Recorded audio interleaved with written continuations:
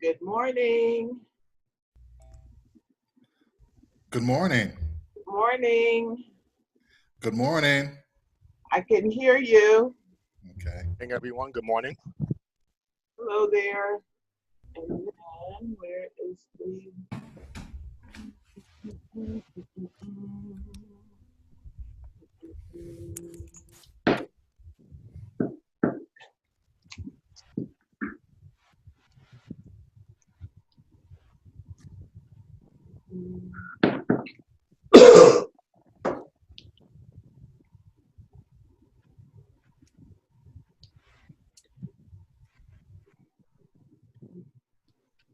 Hello, special dads. It's Father's Day weekend. That's what's up. Exactly. Happy Father's Day to everyone, all the fathers. Absolutely.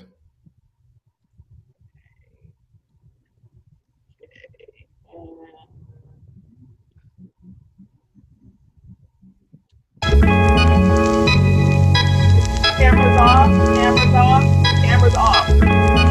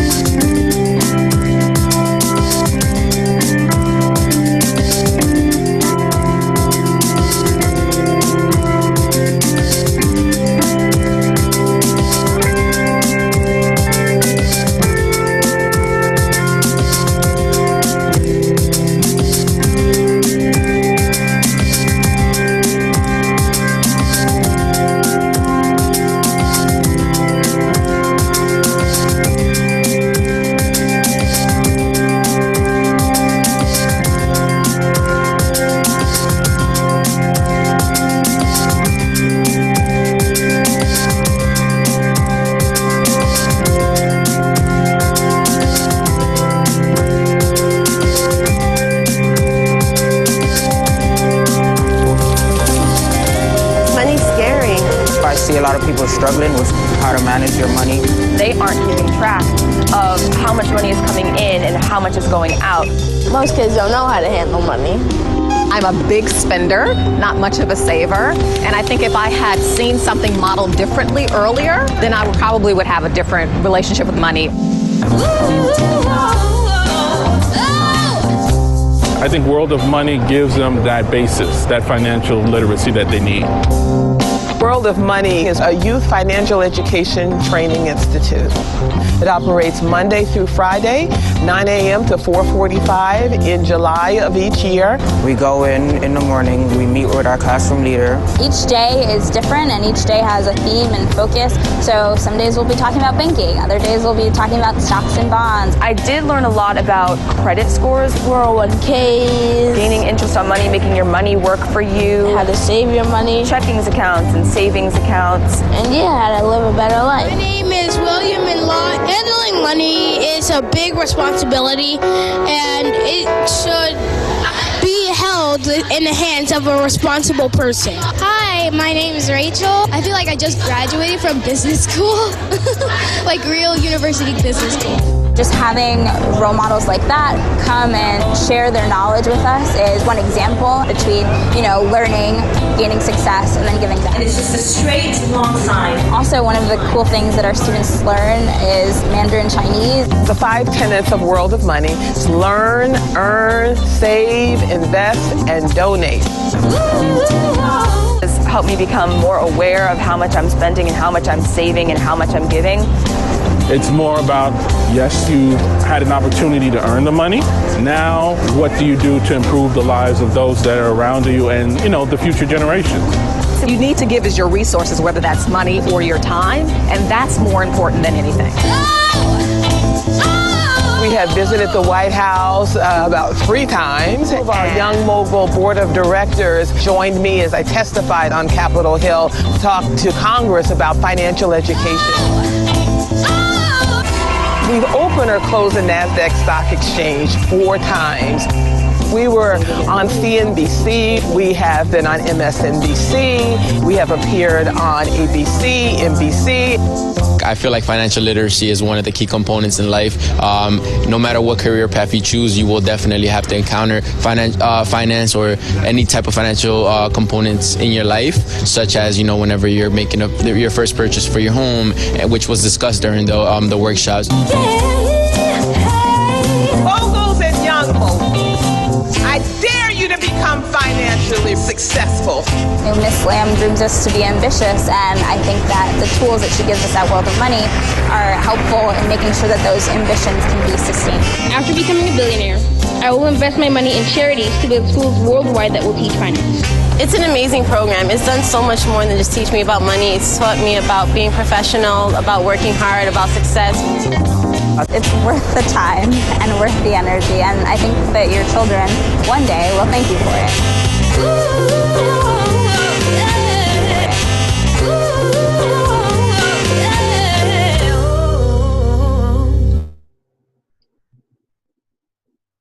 Good afternoon, everyone, and happy Father's Day weekend.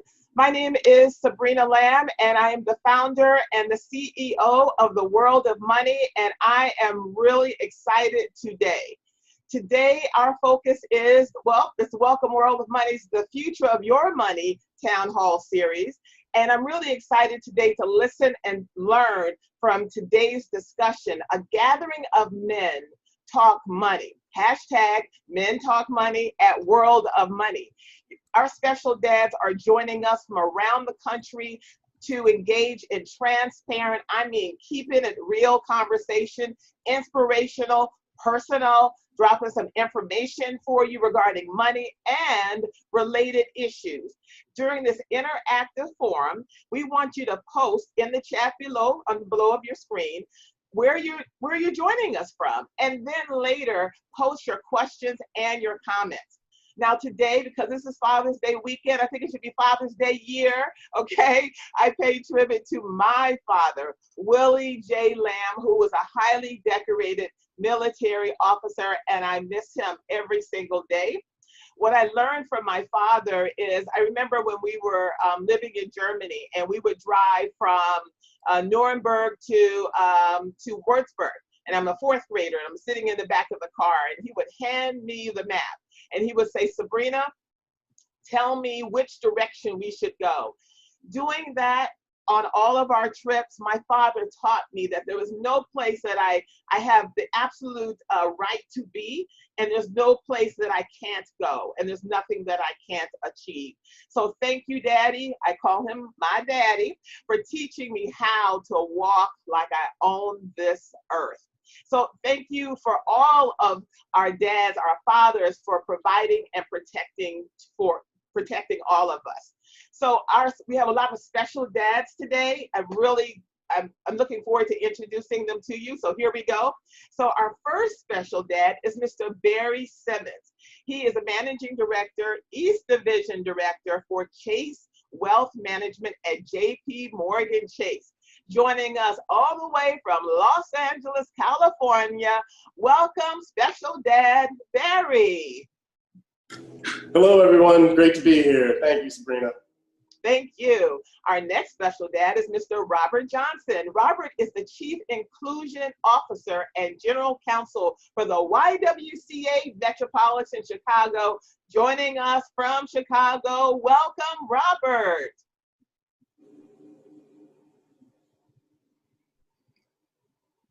Hey, sorry, the camera's not working, but I'm here.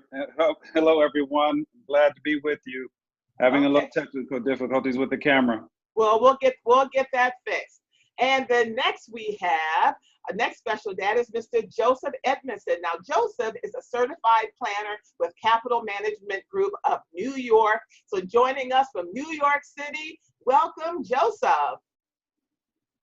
Good afternoon, everyone. Thank you for having me. Excited about the dialogue today. And of course, shout out to all my people in the BX.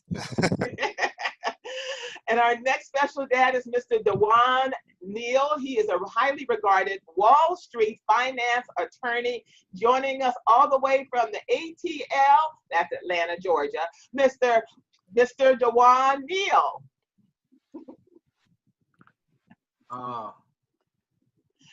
Good afternoon, everyone. Sabrina, thank you for that warm introduction. Very excited to be here. And last but not least is Mr. Mickey Fax, renowned hip-hop artist. The world keeps all of his appearances on Funk Master Flex's Hot 97, especially when he drops those bars. So you didn't know that I knew that lingo, right? When he drops those bars, and particularly that one on credit. So Mickey has also taught at World of Money, but now we're eagerly awaiting Enigma, his new album, and joining us from the world is Mr. Mickey Fax. Hey, I know you can hear me. I'm trying to figure out how to. Okay, we'll fix all of that. Now, a brochure with all of our special dads' detailed bios is going to be available in the chat very soon. Now, the host for this discussion is Mr. Darren Simon. Darren is a business development manager at the Energy Infrastructure Solutions. He also serves on the board of the World of Money's parent executive board. Welcome, Mr. Darren Simon. Darren, take it away. Hey, Sabrina, thank you very much, and welcome to our virtual town hall, Men Talking Money. To our distinguished guests, thank you very much for your participation today. And we're looking for a great session of just talking men, guys, as though we were in a barbershop. We're just going to kick it for a little while and just talk about different aspects regarding fatherhood and finances and wealth building and the like. Before we jump in, I just wanted to take a few seconds here just to say thank you to my father, Henry Simon, who has shown me what it means to be a man, a loving father and husband, and just by his day-to-day works, just being able to watch him as a role model has helped me so much in my life and continues to do so. My dad, you were my best man at my wedding, and you'll always be my best man. Love you dearly. And with that, gentlemen, are you ready? Absolutely. Let's do it. I think I'm ready. Darren, you said something about us keeping it, fairly casual, like we're in the barber shop. Unfortunately, I can't remember the last time I was in a barber shop. You are so right with that. And where I am, my barbershops actually open in New Jersey on Monday. So okay. You know where I'll be. Well, this is a good warm up for you. We're getting you ready for Monday. Absolutely, absolutely. Before we jump into the financial aspects that we're going to spend some time on, I was hoping that we could step back and just take a look at some basics. And I'm interested from the panel, what is your definition of fatherhood? Hey, well, look, I'll get us started, Darren. Really excited to be here. So, again, I am a father of two 10-year-old boys. They just actually had their birthday on Thursday, Cannon and Cole, and a shout out to my baby girl, my princess Sage, who's 5 years old. And to me, being a father and the definition of fatherhood is all about being a provider, being a teacher, an educator, but most importantly, preparing our children to enter the world and have as much success by giving them exposure and experiences so they're able to deal with all the ups and downs and the adversity that comes with the world and comes with being an adult. So I take that responsibility very seriously. I think we learn every single day as dads and as fathers because there's no script, there's no playbook for it. But what we can do is just the best that we can to ensure that they've got good values, character, morals. In our household, we lead with integrity, we lead with inclusion, and we always focus on making sure that our kids are very intellectually curious, ask the questions so we can provide the whys. And I think as teachers, that's what dads really serve as that role model. Excellent. Hey, let's keep it going, guys.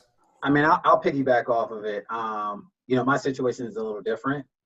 And I think this helps having such a diverse panel. My son is 17 years old, just finished his 11th grade year, transitioning into his senior year of high school. And fatherhood has been an amazing experience for me, but a learning experience, right? So like I'm constantly teaching my son the things I want him to be able to carry into the world, but I'm also learning about myself. I'm learning about him. And I think that there's no feeling than watching your son evolve into a mature, responsible, aware young adult. And there are just so many components to fatherhood, right? Like we want our children to be studious, right? We want our children to have good manners. Some of us would like our children to be more than just intellectually stimulating, but also to be athletic for whatever reason. I mean, there are just so many ways to reach out and to connect with your child and then to actually track that evolution and that growth. So for me, fatherhood is really just about instilling the values and really trying to protect him from making the same mistakes. He's going to make mistakes, but let them be new mistakes that we can challenge and take on as a unit versus him doing some of the same things that I did when I was his age. Yeah, I'll go next. I'm probably one of the older brothers on the panel, just looking at the young, bright faces that are my panelists. But for me, fatherhood is, particularly in this age, around not just being a protector, but also sort of an evolution. I come from a generation of fathers, or was raised by a generation of fathers, where children were seen and not heard. You sat at the kids' table, and I appreciate a lot of those old school values, but I think fathers now have evolved to being a lot more involved and hands-on than they may have been back in the day. It was just a kind of stoic dad that went out into the streets, got his money, brought it back home, went to bed, and just went back to work and didn't have a whole lot of interaction with the kids. At least those were the men that I saw in my community. They just grinded. And they were just always tired and didn't have time to play catch with the kids and all of that. So I know the men in my generation have tried to be a lot more intentional. And the fact that we're doing this, I think, what struck a lot of the fathers from back in the day is, I wouldn't say strange, but it wouldn't have been something that they probably would have spent their time on a Saturday doing.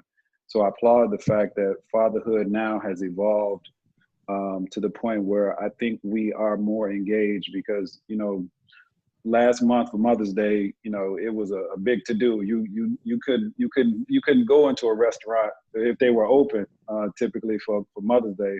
Tomorrow, you have it'd be pretty easy to get into a restaurant for Father's Day. We don't get the same amount of love as the mothers do. But I think the recognition that fathers do play an important role, and as men, us learning that and leaning into that and being sensitive enough to spend the time with a child, teaching them, not just telling them, but teaching them and showing them kind of shoulder to shoulder, because you are their first teacher. You are the first person that they look to for protection. And particularly young boys, they want to emulate their dads. And sometimes we don't necessarily connect the way we could. You know, we want to make them tough, but at the same time, you got to make them tender, because at some point they're going to hopefully, you know, start a family of their own, and you want them to be balanced. So for me, fatherhood is a real complex evolutionary period, particularly since I didn't really grow up with my father. So I'm figuring all of this stuff out on my own for the most part. And a lot of men find themselves in that predicament where they may not have had the benefit of a role model or some of the other folks on the call have had. And this is literally a everyday figure out. Definitely. I'll go actually. So for me, my beautiful wife is actually expecting our first child, a beautiful daughter, in the next 2 months. So I'm getting prepared for that process. Thank you. Congratulations. Welcome to the club. So I'm super excited about someone that's going to rule the household in a few months and probably for a few years. But I also have, nephews and nieces, and I've been mentoring a lot of young men of color in my community. And what I'm thinking about in raising my daughter is that I want her to, have integrity, to be ambitious, to work hard for everything that she's going to get. Fortunately for our daughter, she's not going to be in a situation like my wife and I, when we grew up, where there was very limited resources for us financially. My father wasn't in my life for most of my life. And so there wasn't financial help there, or just like the learning from another adult. So I'm looking forward to raising my daughter to, be able to ask questions, to teach her financially what are some of the things that she can do to build wealth from the minute that she can talk, to set up investment accounts for her and do a lot of other things, and just help her to be a great person in life and be that resource for her. Yeah, and last but not least, the reason why I wanted to go last, I figured that I was the newest dad here. But congratulations to Joseph. Thank you. My son is 4.5 months old currently. So this is a very, very new experience for me. I'm learning as I go. I'm trying to implement some of the tactics that everyone here has been mentioning.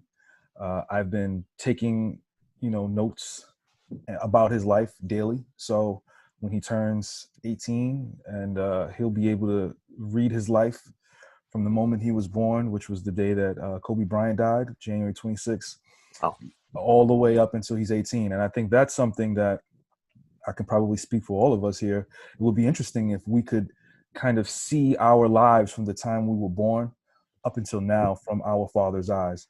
And that was something that I decided that I wanted to do every single day. Write something, even if we just changed his diaper and he cried. I want him to be able to read about his life. As I've read so many biographies, a lot of the biographies, people really can't talk about their first 5 years of their life. So I want to be able to have my son to read about exactly what he went through, what the world was going through, what his father was going through, what he was thinking about every single day. So, that's my take on it. Excellent. Great. What were some of your earliest memories of your father? I could go first because I went last time. So I would definitely have to agree with Robert. My dad was a hard worker. He worked overnights, and he is, pardon me, he's still with us. He's a post office worker. And the interesting thing that I admired about my father was that he was financially sound. Even though he was a post office worker, he spent hours and hours and days and weeks and months and years learning about finance.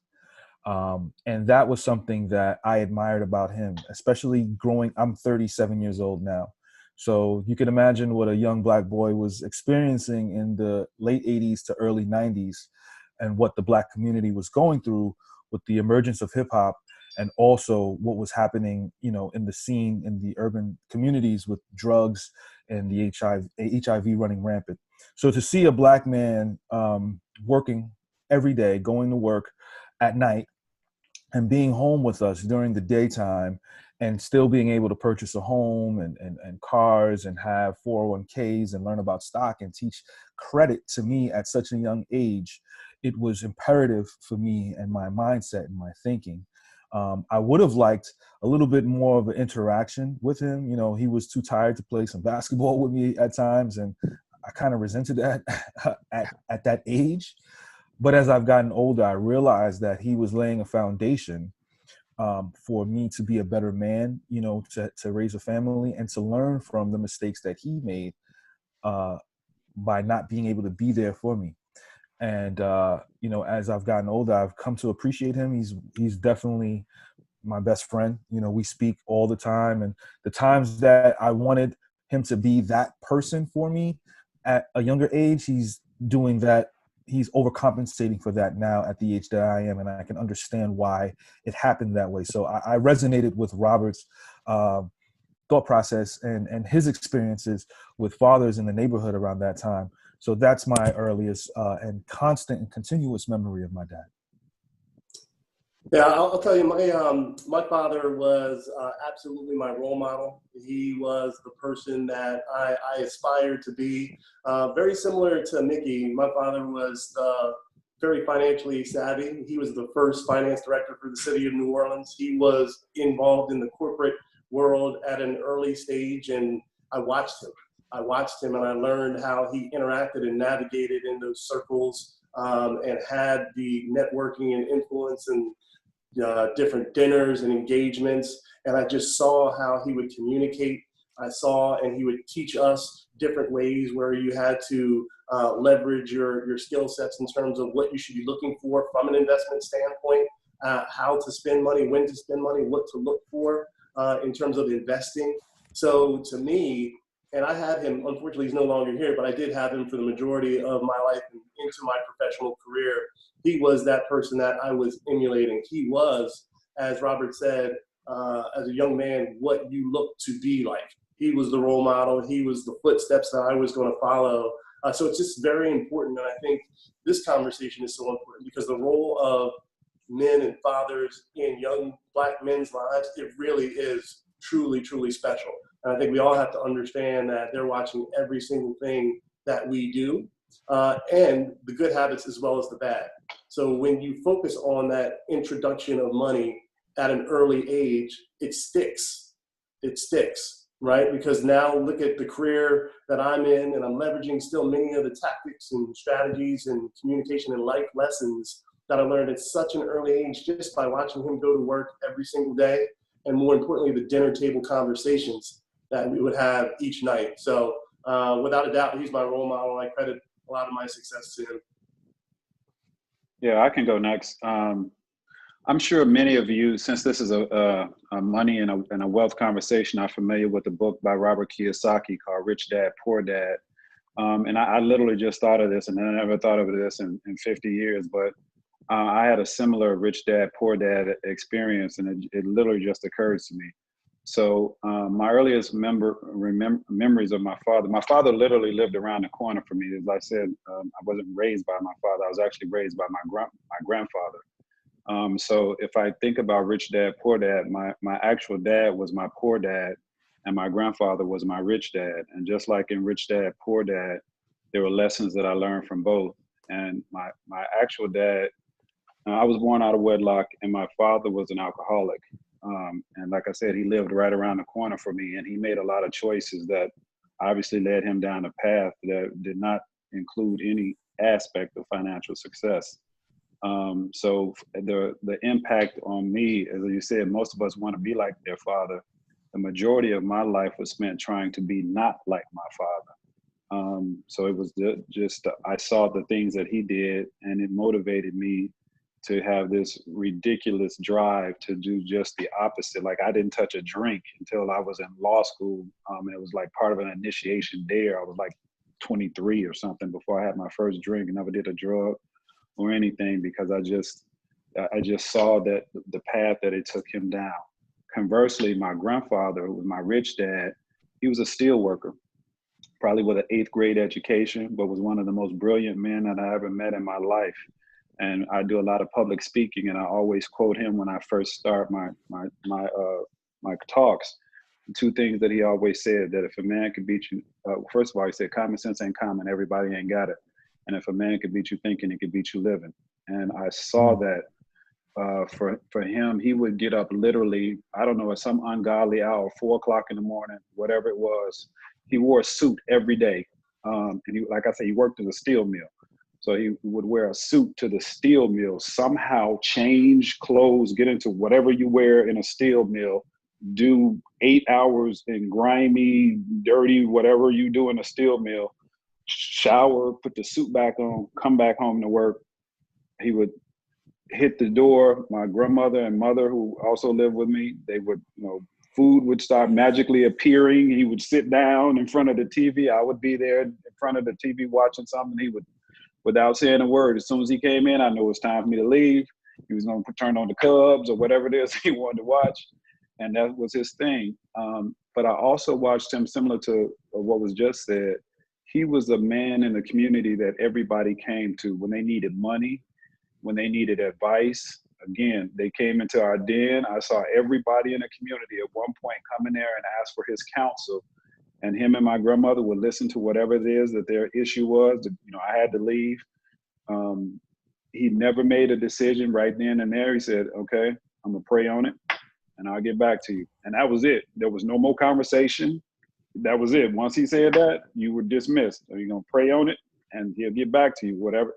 And I just saw him, and he had this thing where he bought my grandmother a new car every 2 years, and he would take the old car. And I mean, it was just, when we grew up in what was considered a poor area, but I didn't know I was poor until I went to college. Didn't even realize it, because just the work ethic, and we never wanted for everything, and just his presence as a Black man.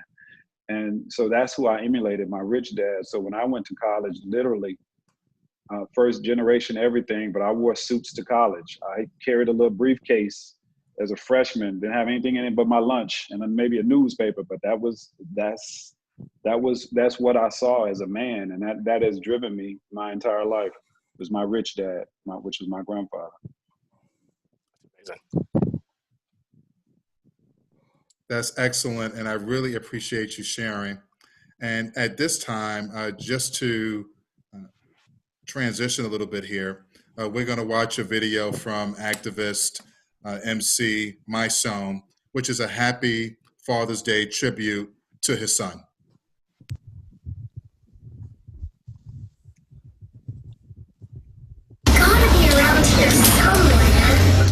Halo me with your bright old eyes. Your smile so big it can light up skies. I thank God every day for your birth, and I pray that he navigates your way through this earth. Your first steps, I can't wait for them. Any man who'll take care of his kids, I pray for him. Cause to me, that is a sin. Men teach, protect, and provide for their kin. Yeah, I said men. Boys shun responsibility, abandon ship, and run without no dignity. The joy that you've given me can't be explained. Sometimes I think of you and tears can't be contained. You came into this insane world perfect and pure, in a world so full of pain. So as you search and explore, you'll mature into a boy. As you formulate thoughts, the thoughts will turn to action. As you walk and you talk, people will disappoint. Truths will become lies. The more knowledge you gain, you'll see through the disguise. And I'll be here to guide, to wipe the tears from your eyes and the fear from your heart until I meet my demise. Them eyes will see reality. The friends will turn to enemies. Enemies will turn to friends, and love will turn to jealousy. But the memory of these things will make you stronger. All the shortcomings and disappointments will make you hunger the success, but never let that success kill your humanity. All morals, never put money before your family. I know you ain't understanding me, but you will one day. You'll separate the fake from the real one day. One day you'll understand the sacrifices I made so you can live in peace and not have to pay the prices I paid. I pray every day that your life's filled with joy, cause I'm so thankful I gave life to you, boy. Lord, let my little seed grow to a tree and be a way better man than me.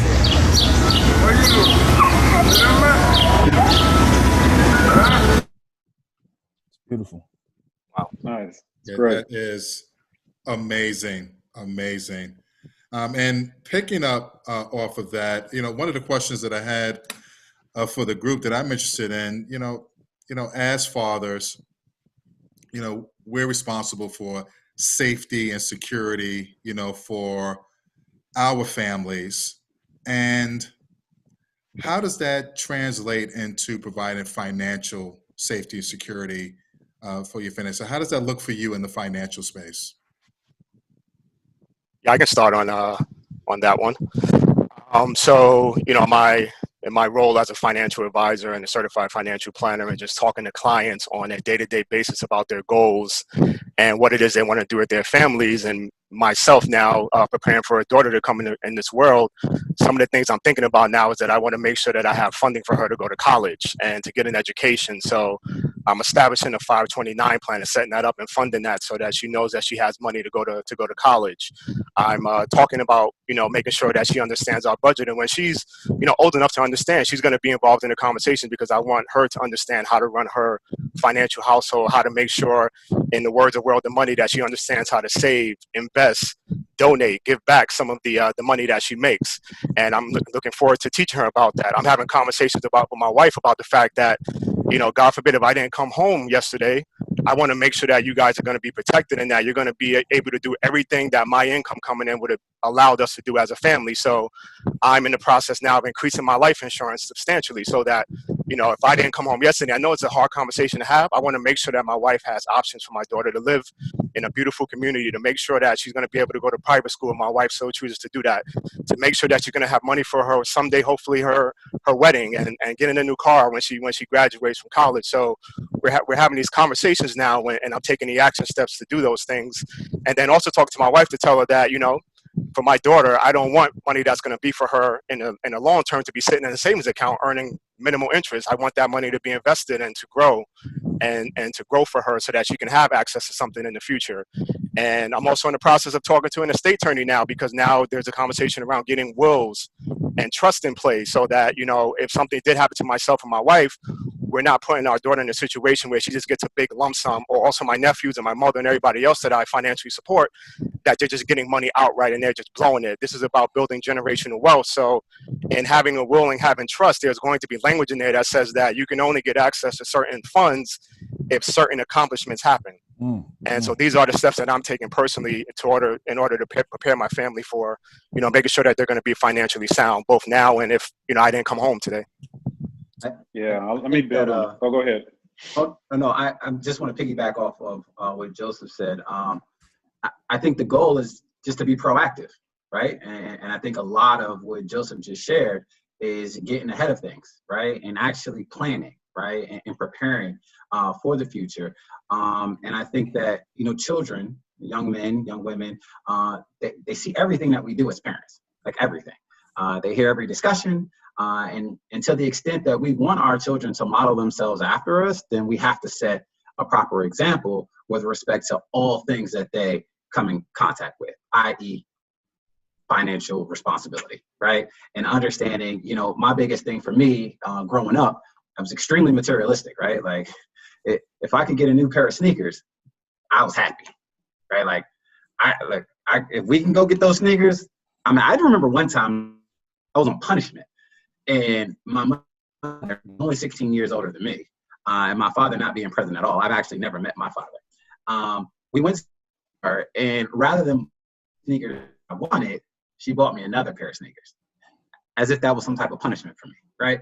But that is what I equated being happy to, right? Material things. And having a 17-year-old, it is baffling to me how my son is the exact opposite. He literally, I mean, I have to beg him to take him shopping. Like, let me go get you a couple of items, right? But it's really refreshing. And yes, he is a product of the World of Money Institute. You know, he has participated 2 summers and was going to come back and teach this summer, you know, less than, you know, the pandemic. But, you know, him being able to actually see me mature, right? Because he's watched my evolution as well. Right? Like I don't have a problem going to buy sneakers, but I'm also, you know, putting money away. We're prepared for college. We were able to purchase him a car last year when he was 16, you know, but you have to plan for those things. And to be completely transparent with the panel and all those that are viewing, I wish that I was being more financially savvy and more financially responsible at a younger age, right? I mean, I really started taking things serious midway through my son being in middle school, right? Whereas I knew these things prior to. And prior to taking my job, you know, and of course I worked on Wall Street for a number of years before transitioning, becoming a finance attorney. But learning about all the investment vehicles that were out there, right? And what smart people actually do with their disposable income, very different than the values that I kind of picked up along the way, right? And I had to actually change my thinking and reprogram myself to understand like what was going to put me and my family in the best financial situation moving forward, right? Is it having or the newest, you know, Ferragamo shoe? Or is it actually taking that money, putting it somewhere where it was going to grow, right? So again, just to circle back and speak to what Joseph kind of shared with us, it's all about being proactive, right? And leading by example. Hey, can I just add a real quick thing to that? Because I think Duan and Joseph really hit on some major points around the planning and being proactive. I also think that we in our community have to think about that intergenerational wealth transfer for the long run, where it's not just building wealth for you to be able to put your children through college and for you to retire, but how do you now set it up where your children's children, you've got their education, their homes, and their prosperity set so they can build the wealth and then pass that on to others. And Joseph mentioned a lot of different tactics to be able to do that.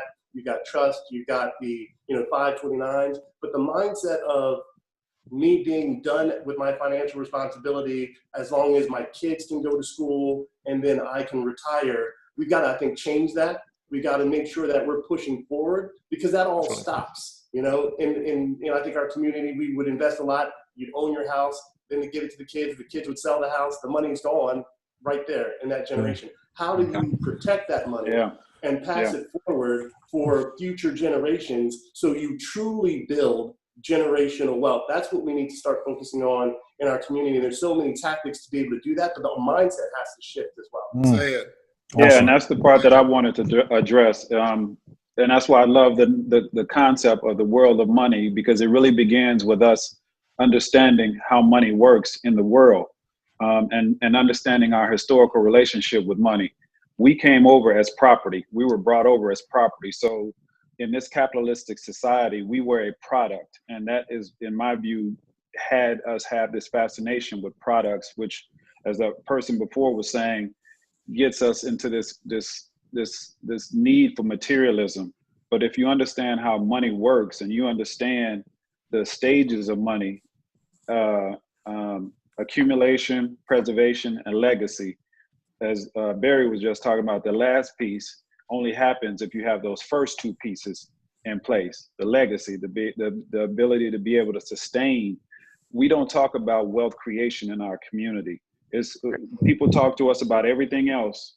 They talk about our health, they talk about crime, but they don't talk about wealth accumulation. The reason America is the most prosperous country in the world is because of Black people, because we were used as a tool for them to accumulate wealth. So we have to understand that how money works. For example, my son has been in a investment club since he was 5 years old, called a Good Sense Kids Club. So they invest real money in stocks. They've got a portfolio that is probably up about 200%. So from a very young age, he understands how money works. And that's just one vehicle. But we also got to talk about entrepreneurship, because that's one of the things when you look at it historically as a people, when we were most successful.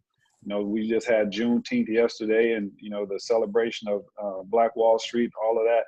That's when we were most successful as a people, is when we were focused on entrepreneurship. So it's not just about having a job. A job is great, but a job only creates income.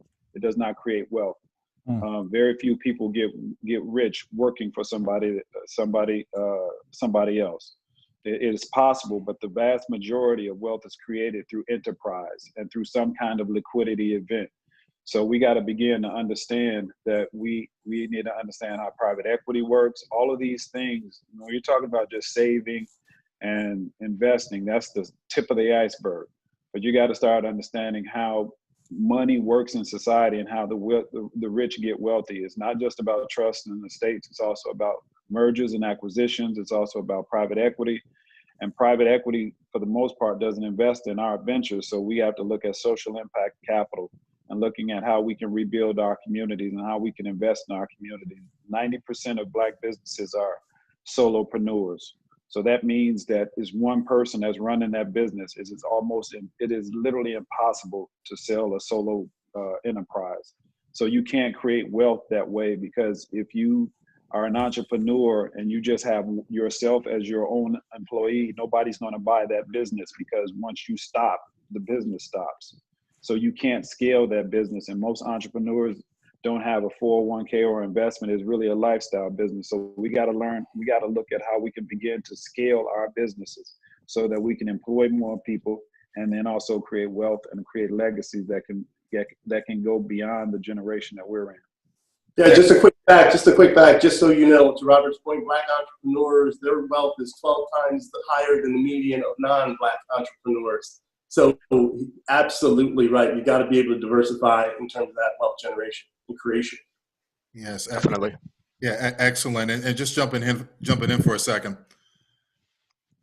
can you speak to the importance of having financial compatibility with your spouse or a significant other when plotting, this path forward that so many of you have spoke to just now? I can start off. Robert's words and Barry's words and Joseph's words and Dee's words of all resonating with me. I might be the youngest one here.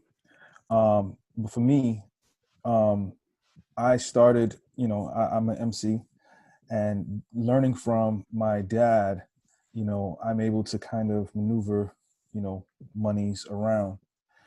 When I met my wife, she was working in Connecticut, and I encouraged her to become an entrepreneur, become someone who can diversify her talents, to not just be someone who is working for someone else and making them a little bit more rich. So we've been constantly improving her status in terms of money and wealth, and as well as building up her credit, so she is able to be this equal partner with me in this journey to becoming a financial partnership with two gurus, just creating content and wealth for our child. I think it's imperative for us as Black men to constantly encourage our partners to learn about finance and try to get them to a higher plane of thinking when it comes to finance and trying to build that wealth in that sense. Yeah, the single biggest financial decision that you will ever make is who you marry. There is no other financial decision that will have as much impact on your life as your spouse. So if you don't have somebody who is rowing in the same direction as you are, it makes it exceedingly difficult to be successful financially.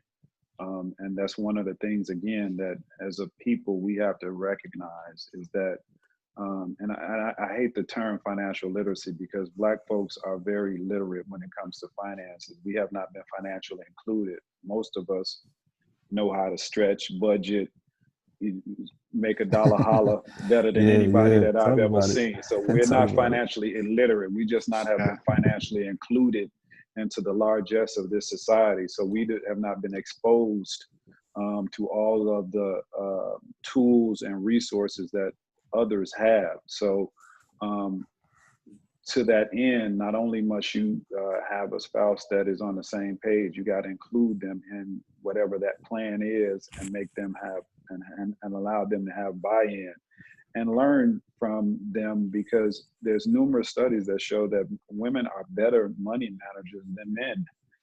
They get better financial results because we tend to be more aggressive. We tend to go off gut, and we'll do stuff just out of stubbornness. Whereas women are a lot more rational when it comes to money than men are, and most women make a lot of the financial decisions in the household because that's just the way the dynamic works. And Black women entrepreneurs are the fastest growing group of entrepreneurs, period. They're the only group there are more Black women entrepreneurs than there are Black men entrepreneurs. So sisters, it pays to listen to sisters because they're killing it. Yeah, definitely. I mean, I can add a little bit to that. This will be 6 years and my wife and I will be married coming up, which is the same month that our daughter is going to be born. So it'll be a great August. And my wife is a high-level director at a major accounting firm here in New York. So she is my equal as it relates to the financial aspects of the household. But she doesn't do financial planning as part of her job. So by default, there are some things that she just doesn't know, even though she's in an accounting, role. So I'm having conversations with her about the fact of, we as two, individuals of color, we're in a financial situation where we want to just start thinking about going forward in the future, not only investing in things like our 401k and investing in, your typical stocks and bonds, but we want to start to thinking about investing in, small Black-owned businesses to get some additional growth and revenue outside of just like our normal jobs. Because as we've seen from this pandemic, you could be a professional, and if something like this happens and your job decides to furlough you or cut your pay, you could have as many degrees as possible, and there could be issues in the household if you don't plan for things like that. So I'm talking to my wife about the fact that, we want to make sure that we're investing and that we're investing in things hopefully in the future around real estate and just building up our net worth outside of just some of the traditional things that we tend to invest in as people. And I'm also talking to my wife about the fact that, it's okay to be conservative with your money, but sometimes you do have to take a little bit of risk if this is going to be money that you're not going to need to touch for 5, 10, 15 years down the road. So we're definitely both aligned, and I hope to have a lot of success, both between us and our daughter and raising her around all these different things. Yeah, no, I think that's excellent. And you guys touched on so many great points, but I think one of them that really struck a chord with me in that conversation about the intergenerational transfer of wealth. You can do all the smart things in the world to build wealth, have wealth to transfer, but if you don't have the folks who are going to inherit this wealth, if they're not smart about money, if they don't understand how money works, as my father used to say on many occasions, it won't take long for someone who's not financially savvy, understands money, who comes into money, it won't take long for them to part ways. Absolutely. So it kind of lends itself to this other discussion about our youth and making sure that we're giving them this kind of information so that as we're doing all these great things that we're discussing, they're in a position to be able to do something, with that wealth that we've accumulated for them. Any thoughts on that? Darren, can I jump in really quickly? Please. I just want to kind of circle back to the last segment, very, very briefly. I know that we have a number of people that are viewing this, and we have a number of questions going on in chats. But I kind of wanted to get, because I'm not married, right? So I'm not married. And for the gentlemen like Joseph and, Robert, Mikey, like you guys are discussing, how important it is for the right partner, right? At what stage in your relationship did you start having these conversations about finances? because I think that's very important. I want to roll the dice and say that many of you didn't wait until you were 5 years into your marriage to talk about finances. So I'm gonna say that maybe this took place during the dating and courting stages. But what were some of the red flags or some of the things that you guys used to kind of figure out if in fact you guys were equally yoked with respect to financial planning, financial services, and wealth building? Hey, so I'll get started here. You're absolutely right. You have to have these conversations well before you actually get engaged and long before the marriage to ensure that you are on the same page. You've got the same objectives in terms of, what is the value of money to you? What is the purpose of money to you? And what do you feel about family? And again, as we talked about that generational wealth transfer. So a lot of those conversations absolutely have to happen. And the other thing I think that Darren said that's really important is as you build money and you go through the accumulation phase, you also have to recognize you have to continue to have these conversations because they evolve, which is the most important time. Because once you get money, what do you do with it? And you could have different opinions and perspectives on that once that actually happens. And unfortunately, we've seen too many people squander away that money, or they don't make that money work for them and earn more. So those conversations and that education is an evolution. So by no means will I tell you that the conversations that you have in the dating phase will solidify that you're going to have a partner and you are on the same page with your wealth creation for the long term. It is a continuous conversation as you flow through every stage of money that you have to refine, work through, find a happy medium and a balance, right? Because it can't always be your way and your decision because that's always bound to fail. It has to be a happy compromise, but you have to be focused on that common objective. And wealth, it's a family conversation. You really do need to make sure that you're bringing your kids in early into these conversations. You are talking about it on a regular basis in a positive and constructive way, because I think that's how everyone learns. That intellectual curiosity starts to grow, and you start to just expand the ability for the family to succeed. Definitely. Yeah, the only thing I would just add real quickly is that those conversations happen probably sooner than you think, because again, women are much smarter than us. So as you're dating, they're evaluating you from a financial perspective, like straight off the bat. Oh yeah.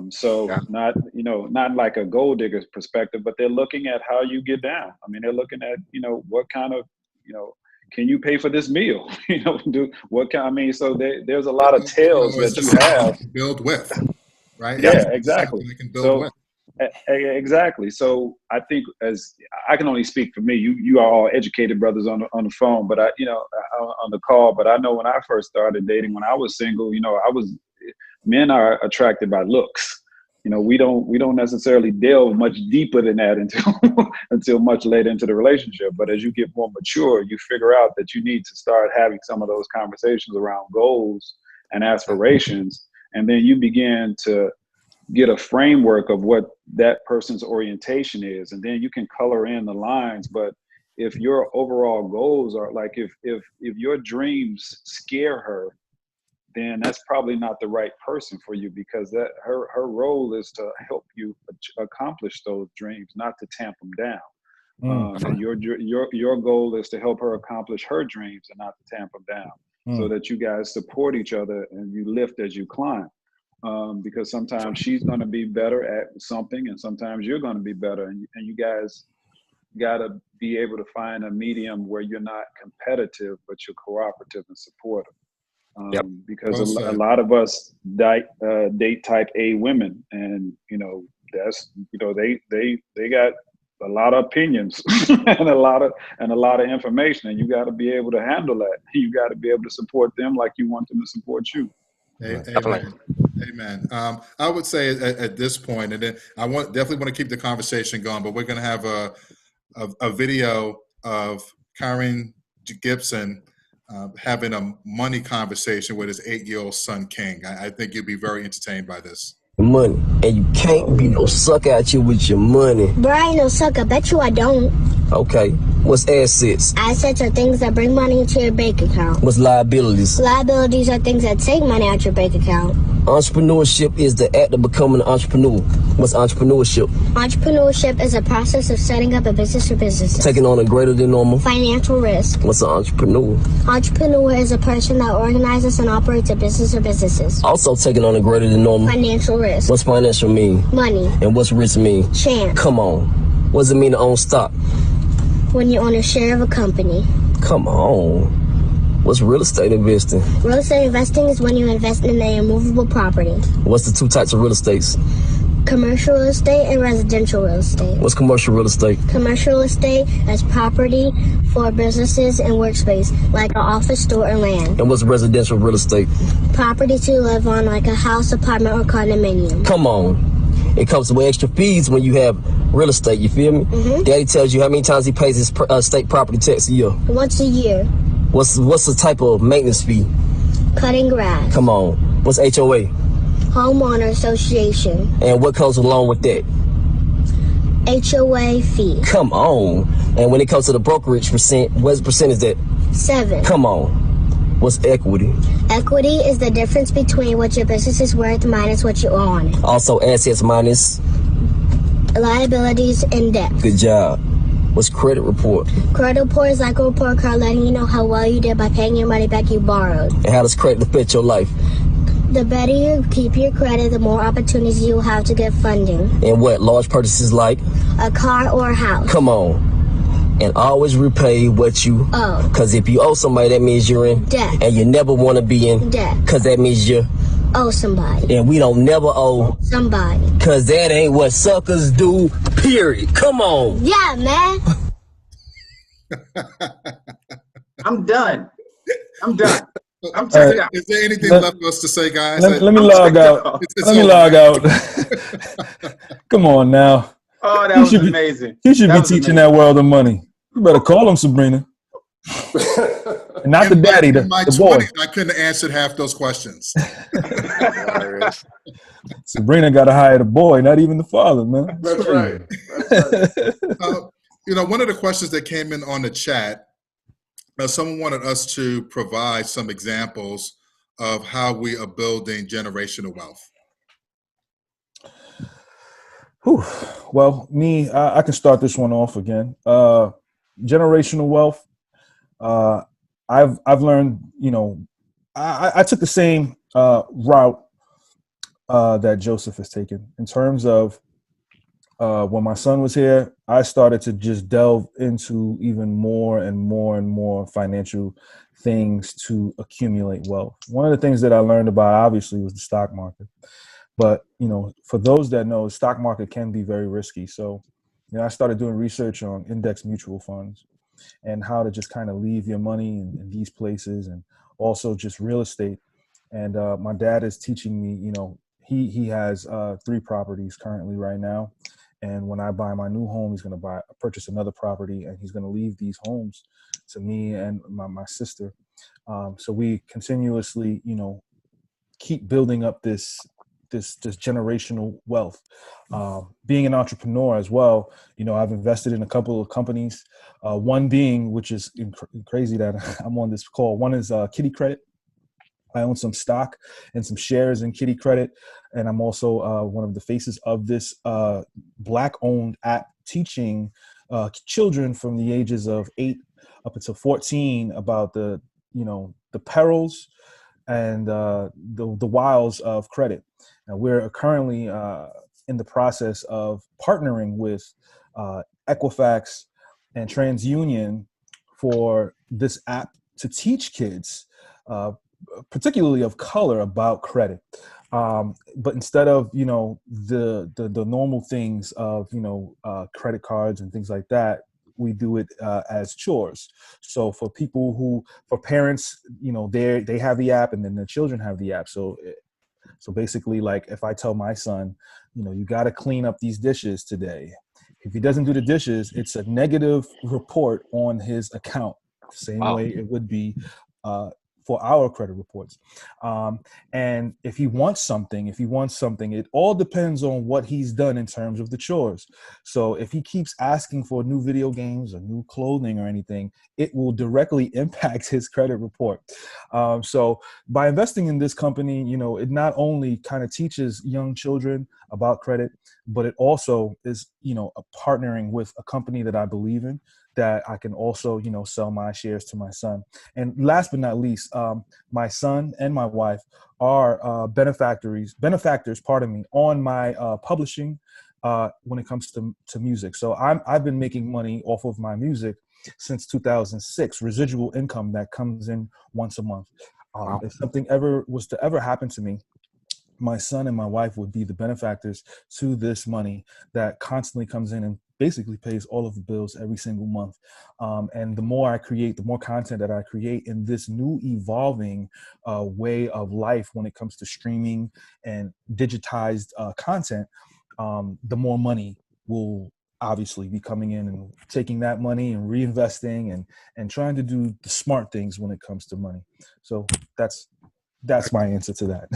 Yeah, I would just add to Mickey. I think Mickey's doing all the right things. Number one, diversification is the key, right? So making sure that you've got different streams of income. I love the fact that he's investing in some different private opportunities, and then some of the real estate. I think those are all the traditional ways the market to earn. The only thing that I would add for people to think about is also debt and debt reduction. Because if you think about it, the interest rates that you pay on your mortgage, whether it's 3%, 4%, 5%, or credit cards, sometimes up to 10%, 20%, if you reduce that debt to zero and minimize the debt that you carry, those are all rates of return as well, because you're not putting out that additional expense. So think about just the mathematics of it all. If I'm paying, 20%, 15%, 3% on large amounts of money, that's income and money and monetary flow out. Reducing that debt is the same thing as earning that money on other assets. So there's two sides to that pendulum. You always want to make sure that you're putting your money to work, but you want to minimize your debt as well on the road to wealth creation. Yeah, I'll just add a couple other quick things. I mean, in addition to all of that was said, the other things that I've invested in, or I'm invested in to create generational wealth. Franchises. I own a franchise. Invested in some other businesses, particularly black-owned businesses. I have my own company that I plan to leave to my kids. And then other things that I think folks often overlook are collectibles. So Black art in particular. I've invested a lot in Black art and other collectibles.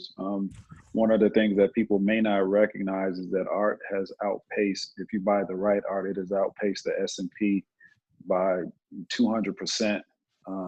Jay-Z even was rapping about, I was listening to it the other night, and he talked about, I bought this paper for $1 million. Now it's worth $2 million. If I leave it to my kids, it's worth $10 million.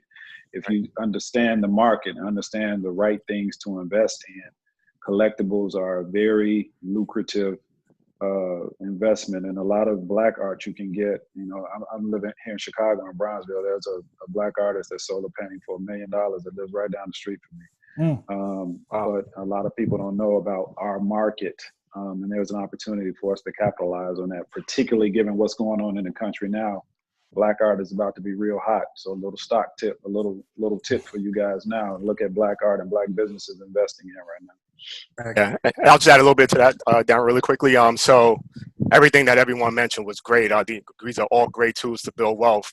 And I would take it just like one step even before getting to the point of that, is that for the young men that are listening to this, if you don't know what's going on in your household around the financial picture, start to ask questions of your parents. How much does it cost to live here?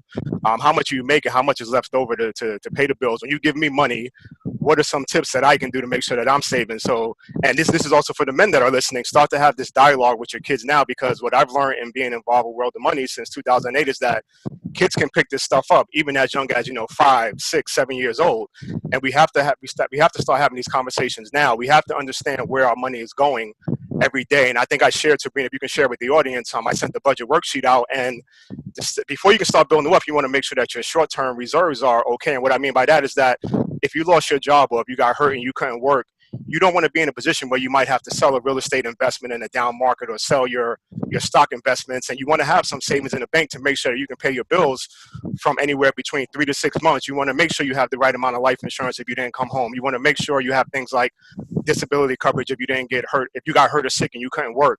And once you have those foundational things set up, now you can start to talk about building wealth through all these different vehicles, whether it be investing in the market, real estate, private investment, art, and different things. So the foundation and the conversation that we need to start having is key. Fantastic. Another question that I wanted to pose to the group, and I want to start with DeJuan on this one and then expand out to the panel. With everything that's going on currently, we've been hearing references to so many conversations about the talk that Black parents need to have with their children about how to navigate and move in this society and to be safe, as they go about their lives. So I'd like to take a different twist on that question. And what does the talk look like with your children from a financial perspective, from a wealth building perspective? What are the key things that you are trying to, or that you intend to try to have in terms of discussions with them about those particular areas? So for me, my son is, and we're having a conversation about college and what his interests are and what he wants to study in college, and he doesn't know, right? He's up in the air, right? Which I explained to him over and over again is not abnormal. It's okay that you don't know. But then I asked him, well, what do you want your life to look like? Right? Like, what do you want your life to look like? Because you have to understand that happiness for everyone looks different, right? You may ultimately want to own a private jet and have a boat, or you could want to be home at 3 o'clock every single day, pick your kids up from school, drop them off at practice, and be at the table by 6:30 every single night with you, your children, and your wife, right? Where do you want to live? Do you want to live in a very, very metropolitan area? Do you want to live in the suburbs, right? Like, so once you start having these type of conversations, right, then we can start to kind of dial it back. How do we get there? Like, what does that look like? How do we graduate from college with the least amount of debt possible, right? So that you're not forced to get a certain type of job, right? And really trying to get my son, as well as my nephew at this point, to understand that you have to change your thought process. Like, think about what it is that you want. Be a creative, right? We don't have to work for anyone. You don't. Yeah. Like, we've been so conditioned to go to schools, get these, and now not even just go to undergrad. It's like go to professional school as well, right? And then you get these degrees and anyone else, right? You're not going to be forced to do that. I want you to take the time to figure out like what you're passionate about, because what you're passionate about will bring you happiness. So with respect to finances, right? And I know I'm off on a bit of a tangent, but I had to give you like the whole picture. My son watches how I teach at World of Money, right? He understands that I'm a finance attorney, and he's always asking questions. He wants to know what I'm doing. He wants to know what the deal is. Like, Dad, he called me, he texted me yesterday at 1 o'clock in the afternoon. And he was like, are you on a call? And I'm like, well, no, I'm not on a call. What's going on? He said, well, you're usually like on a call this time, or you probably have a deal closing, right? Like, that's his thought process. He doesn't really know what that means, but he sees me, right? And I think that is the silver lining in this pandemic, right? That I'm able to like be in the house, and he's able to see like what my morning look like, what my evenings look like, and what my days look like, and that way that I engage with people on phone conversations, right? So when you start hearing about millions and millions of dollars in these deals, right, it's like, wait a minute, okay, well, let's dial it back. Let's talk about how this company was able to borrow this money from this bank, and why this bank was comfortable enough to lend this company $50 million, right? Or why there's $300 million going to one company in a syndicated deal with a number of different banks. Like, why do these banks find so much comfort in this one company, right? And then you start to say, okay, well, no one's going to give you that type of money for nothing. Yeah. Typically, we got to put up some collateral, right? There's got to be assets that are going to secure these loans, right? So like, as we start talking about what I actually do, right? And I can speak to that because I do it every day. It opens his to so many different ways that people can make money. Now, I'll tell you this about myself. Like, I played basketball all through high school, basketball all through college, right? I thought basketball was going to be my ticket, right? I always did well academically, not because, you know, I was just a genius, but because things were really easy. But I always thought basketball was going to be my ticket. I became a lawyer because all I knew was lawyer, doctor, entertainer. That's it. I thought I was funny, but I'm not that funny. I wasn't athletic enough to be a professional athlete, and I hadn't had the schooling or the tutelage to be a doctor. So I'm like, wow, they said I could go to law school if I just take this one exam. So I took and now I have like a nephew who wants to be a lawyer because I'm a lawyer. And then I have to have a conversation with him to say, hey, why do you want to be a lawyer? Oh, because lawyers make money. There's a lot of poor lawyers, let's be clear. Tons of poor attorneys. Actually, the vast majority of attorneys don't make good money. They're extremely, it's a high stress job. They have high student loan debt, and they make very little income pro rata with respect to what they owe. So if you're going into because you want to make money, that's not the reason to go into law. Let's talk about it, because I am up at 2:30 in the morning because a client has asked me to draft something on behalf. Do you want to be the attorney that's doing the drafting, or you want to be the client that's able to pay me to do the work at 2:30 in the morning, right? As we start thinking about what we want our lives to look like, right, and what type of work will make us happy, I tend to back our way into how we get to that point. And I mean, we don't just talk about investing in life insurance policies, although I think that's a great investment because that's the one thing that you know is going to happen, is that we're all going to pass away at some point. But I want to talk about like how we get out of college without having any debt. How do we go to grad school without having any debt? Because those are the building blocks that hinder most people in our communities, because when we graduate, it's like, I got to take this job because I have to pay this debt. Talk about it. But this panel is intelligent enough, well-versed enough, and worldly enough to know that our kids won't have to experience what we experience. Talk about it. Go ahead. But I digress, and I'll allow another panelist to talk about it. D, talk about it, brother. Hey, brother, I'm feeling it. So that talk, I'll be real quick. That talk for me looks like some financial education. Going back to the concept of World of Money, I always recommend 3 books for anybody. You know, the problem with quote financial literacy and trying to provide financial education is there's so much noise out there that people don't really know what to do. They get confused and they're like, what should I do? And I try to separate products from practice, and the sort of praxis from praxis. So praxis is the theory, practice is what you actually do. So you have to have a theory of money before you can understand what it is that you need to do. So I always recommend with my kids, I made all of them read it, and anybody who asks me financial info to want to spend some time with me, like, go read these books first, because you're not going to understand where I'm coming from until you understand this. The first one is Think and Grow Rich. The second one is The Wealthy Barber. The third one is The Richest Man in Babylon. And the fourth one is Solomon's Secrets.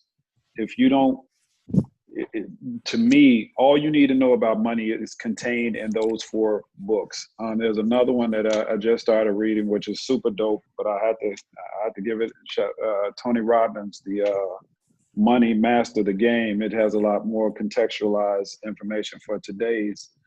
But these books are all written in very layman's terms. They don't have a whole lot of the jargon, but they talk about the philosophy of money and give you some principles, so that no matter what flashy product somebody comes out with or what flashy idea, it boils down to what the brother was just saying in the video with his kid.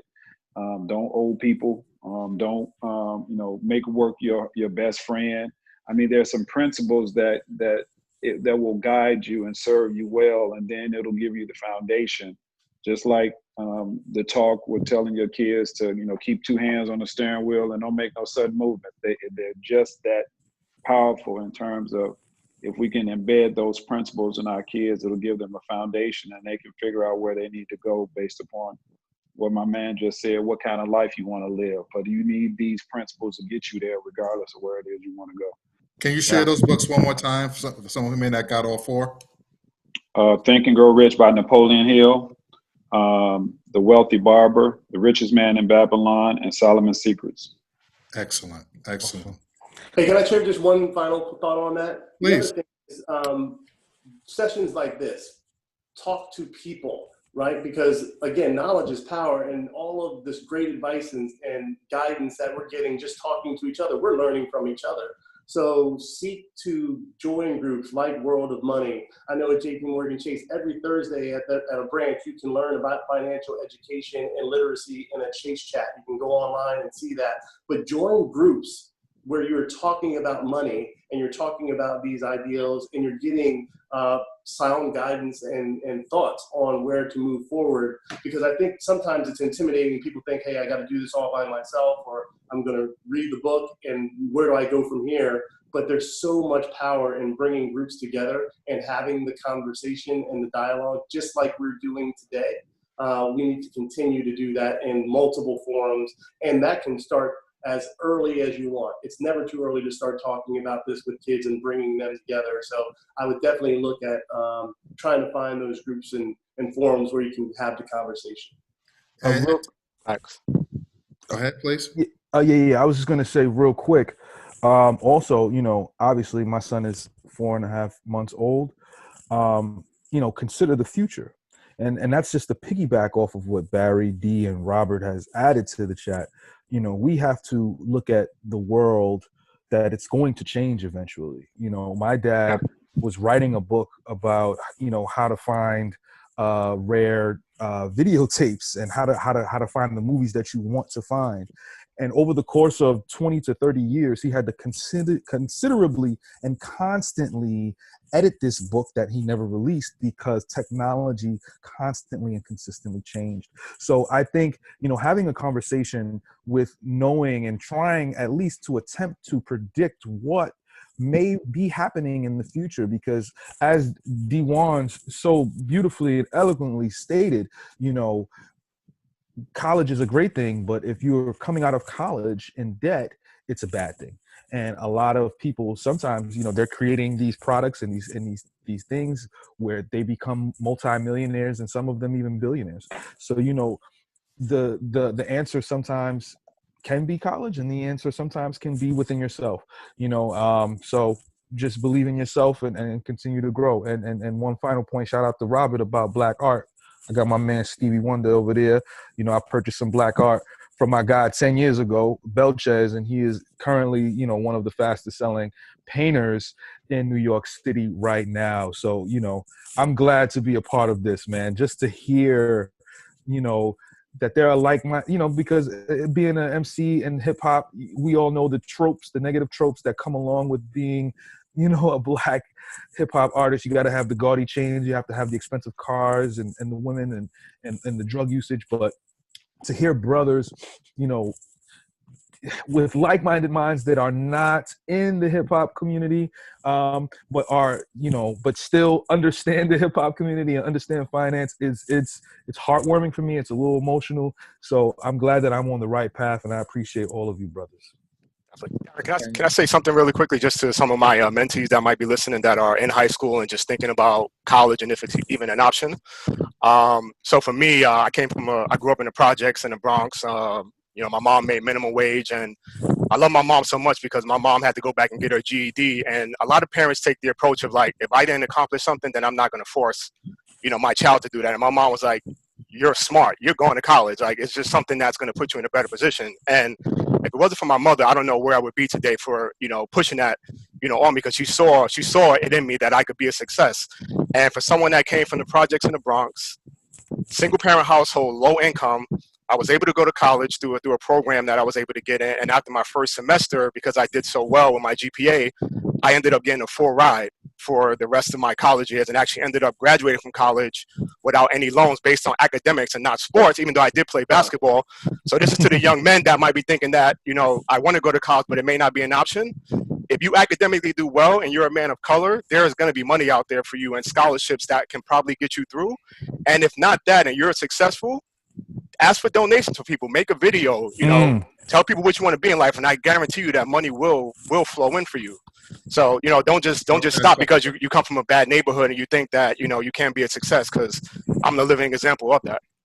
Oh, that's what's up. Yeah, hey, I am too. I'll piggyback on that. I mean, I grew up in Fort Heights, which is one of the poorest suburbs in the nation. So, you know, I mean, I think the average median income there is like $4,000 or something. I mean, it's crazy. But so it really, you know, I tell people I could teach anybody how to be successful. Being successful is making the right choices consistently. Being unsuccessful is making the wrong choices consistently. So it's all about the choices that you make. And I adopted the approach early in life that it's not over until I win. So I'd never lose. I've never lost because it's never over until I win. So from that standpoint, you have the opportunity to achieve whatever. I'm first generation everything. So first generation college, first generation law school, first generation, you know, corporate America, first millionaire in my family, first multimillionaire in my family, probably in our entire clan. So I think multimillionaire. I think we family. You got to be like my cousin. But I mean, that message, and I think people need to hear where we come from, because oftentimes I sit on these panels and they look at where you arrived at, but it ain't where you arrived at. Everybody's got a story.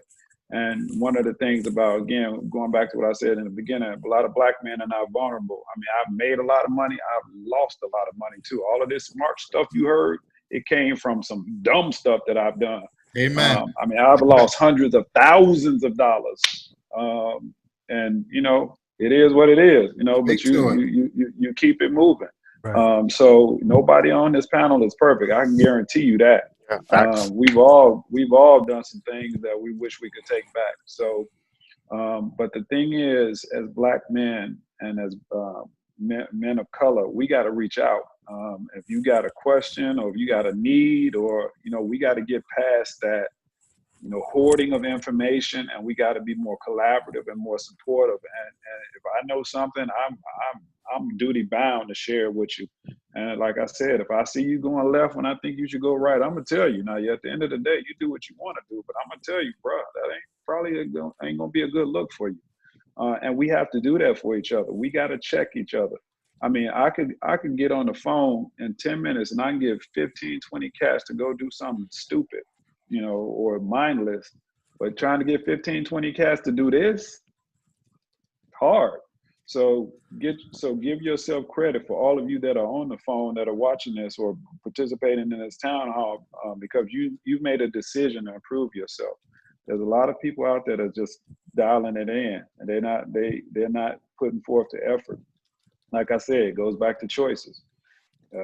You can choose to be successful or choose not to be successful. And the last thing that I'll say, because I grew up poor, I have a big the secret to my success is visioning.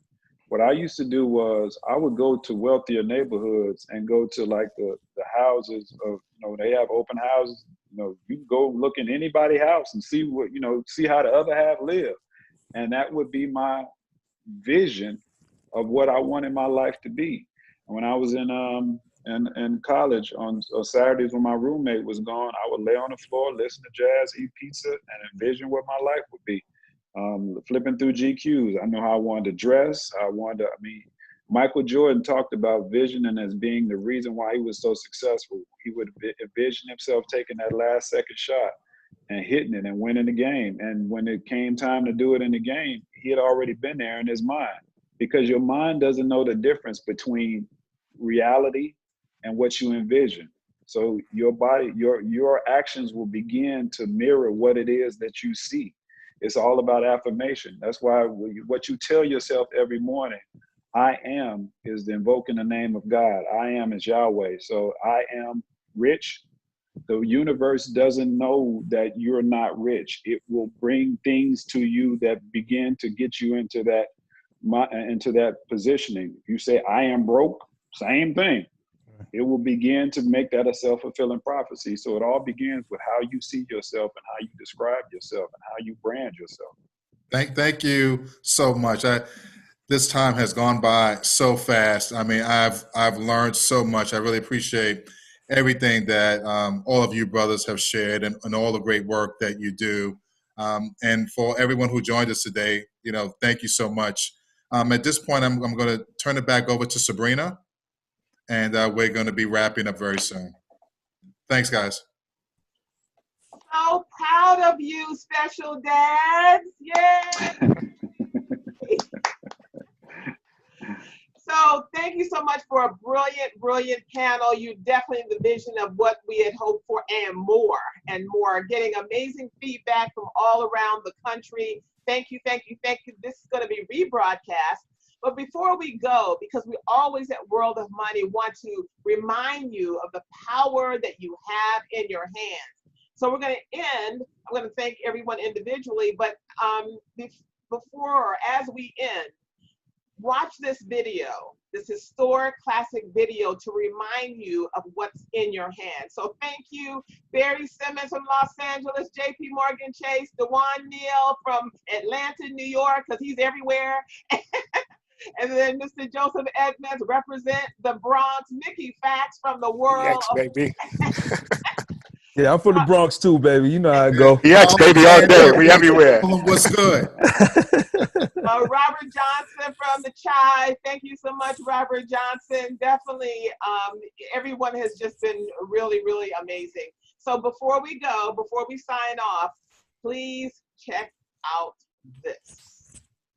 And Darren, thank you. Thanks a lot, Darren, man. My honor. Appreciate you, Darren. Great job, man. You Great gentlemen job. were wonderful. Thank you so much.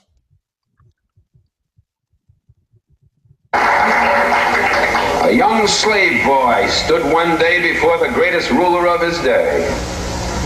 And God said to Moses, "What's in your hand?" And Moses said, "Lord, only I've got a stick, that's all." He said, "Well, let me use what's in your hand." And God used that slave boy with a stick in his hand to divide the Red Seas, march through a wilderness, bring water out of rocks, manna from heaven, and bring his people to freedom land. What's in your hand?